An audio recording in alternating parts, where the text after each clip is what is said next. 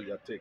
I think it is about time the Yorubas break away from the shackles of the Fulani hegemonies, who have over the years, find their way to infiltrate the Yoruba politics. I mean, if you look at what is going on in Ilorin today, it is not debatable that the Fulanis have succeeded in taking power in that state. And they are trying to expand it down. They've infiltrated in some parts in Oyo State. We can see in Oyo State they are now parading Sharia. They are parading some bosses saying that this is anti-invention. You know what that means? It means that you are not allowed to invent anything scientifically. All you have to do is go the Alimanjiri's way.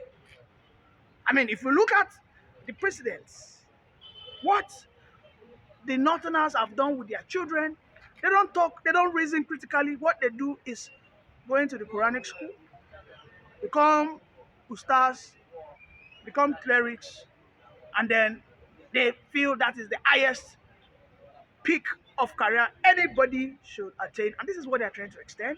And today, the likes of Igbo are saying we must detach ourselves. Yes, because it is now in the record that the Fulanis have been ranked as a terrorist, ethnic group. Unfortunately, they are part of Nigerians, and they have tried as much as possible to weaponize their religious radicalism, and it is affecting even the Yoruba entity as a people. The Yoruba are divided. They are divided majorly on religion. I will tell you that in Ilorin, a Yoruba person was almost killed by a fellow Yoruba man because the guy was practicing traditional worshiping. They said this is Ilorin, that no, you are not allowed. And then I ask, is this what the Yorubas have become? You will see the Yorubas elite, right? But because they are alphas, clerics, talk down on their fellow Yorubas who don't believe in their religious belief. So that religion has infiltrated Yoruba ideology as it were. Right? The Omoluabi, the Kafowosowopo, there's a way they call it, they say working together as a community, because Yorubas are communal in nature. But now when this religion comes into their midst, then that division comes in. But they said they have benefited politically from that.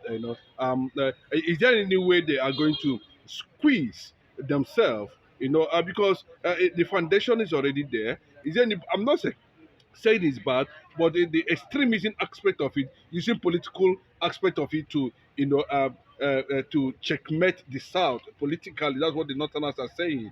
Is there any way they can actually, finally put a major step forward? Considering the fact that a lot of people are saying that Igbo is a Christian. Well, I don't see that happening, Mr. Chinedu, because in fact, this presidency of Tinubu has further deepened the the acceptance of Islam, and it has shown that the North had their way. They do. Let me tell you, they gave that conditionality to Tinubu that you must fly a Muslim ticket, otherwise you lose. And he did, and he won. Ordinarily, Tinubu should have gone with Muslim and Christian.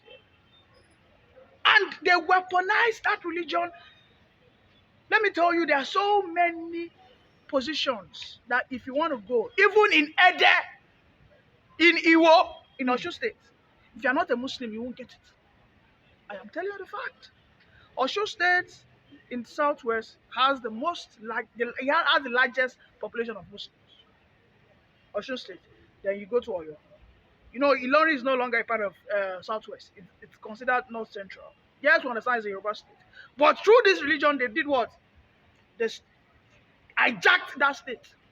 Now go to Ede, go to Osun State. Look at the records of those that have become the governors.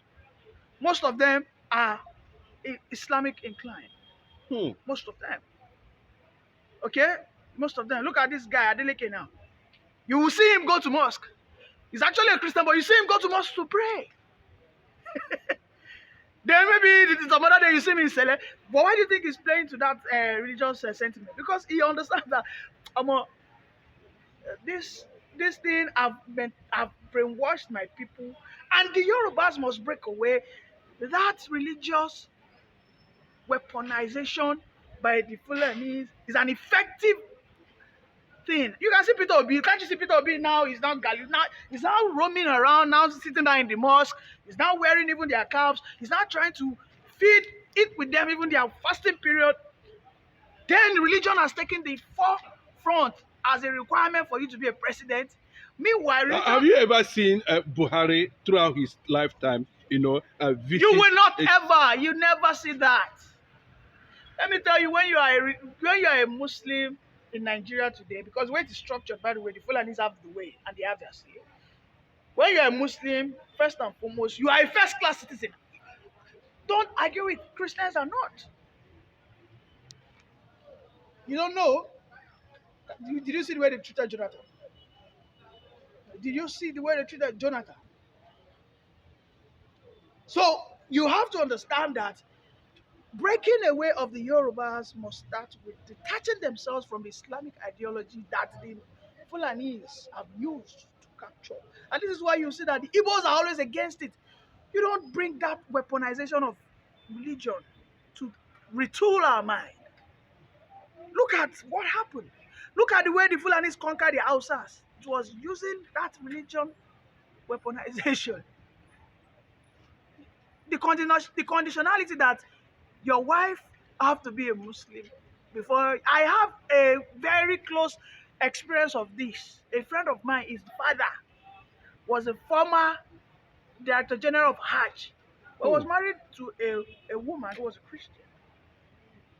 She was a princess from the same state, just like the man. But they told him to go and get married to a Muslim woman, and he did. He didn't win, but he did. But he got a considerable amount of votes. If he had not married that lady, you can imagine. So this, I mean, it's so sad that the Yorubas have allowed this. We have not been conserved. We have not been a conservative on our traditional beliefs. Yes, Mr. Need something. I think it is not far from the truth. I mean, we can say that the most productive sector today in the Southwest has to do with the Agbero sector. The Agbero sector is actually very lucrative, whereby an Agbero, an ordinary motor park manager, goes home on a weekly basis with nothing less than 700,000. A professor makes around 400 to 500K per month. But an ordinary Agbero motor park ticketer, right? Not even the manager, goes home on a daily basis with nothing less than 7,000. Those guys, I see them chasing buses.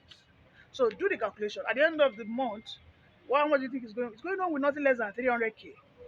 That is aside from the gift, tips, and all that. So you can see that when this Yoruba nation comes now, it is going to be based on the ideology of rascality. That of course has been monetized and brought to this so much popularity by Tinubu.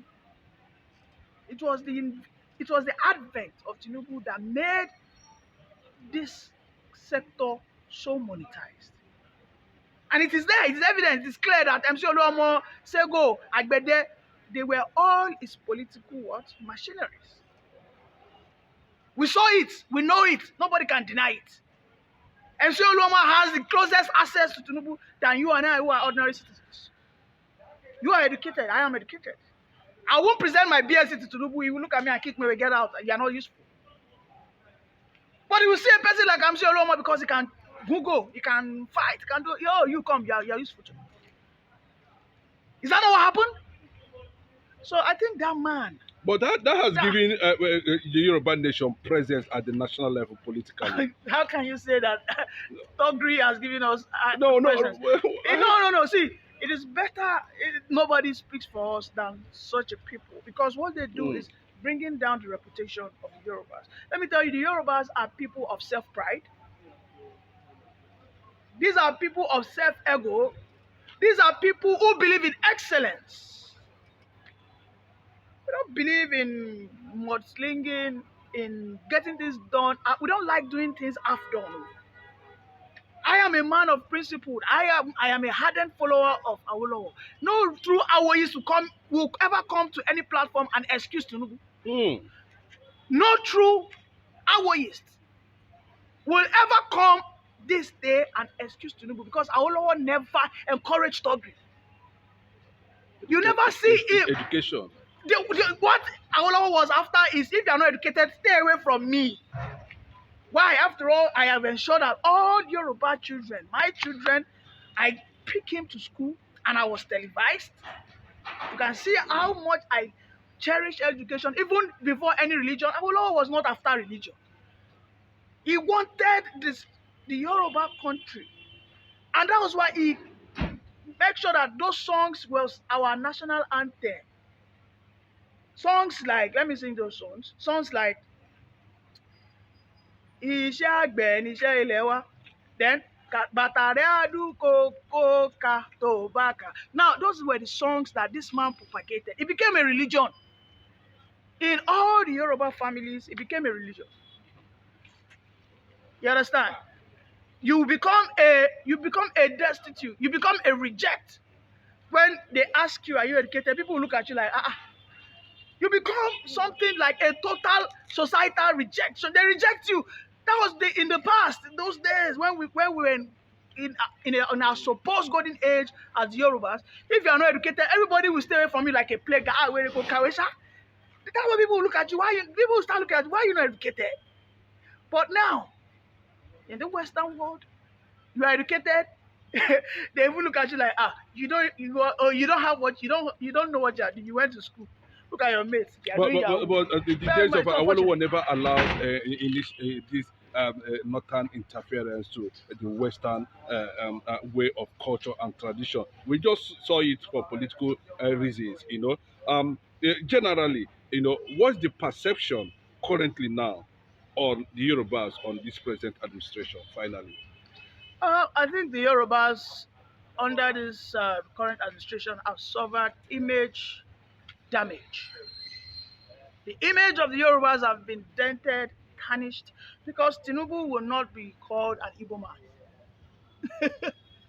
Yes, I think the person who, to some extent, still makes up the Yoruba image is Awolowo. You want to talk about any Yoruba image, what people will say that at the end of the day, Awolowo was. They won't even talk about Obasanjo. They'll say, Awolowo was. When you speak deep, when you go in depth about the Yoruba values, they can't speak it without bringing up Awolowo. Tinubu is an influential political figure. In Nigeria today, is even the most influential, who happens to be a Yoruba guy, who happens to ensure that the Yoruba good character rubs across the Igbos and Hausas, right? Who are supposed to see that, this is why we vote, because the Yorubas have always been respected. Everybody knows this. People who used to fear the Yorubas, like when it comes to administration, these people are top notch. But what this man is doing today is a betrayal of the very essence of the Yoruba existence. Thank you very much.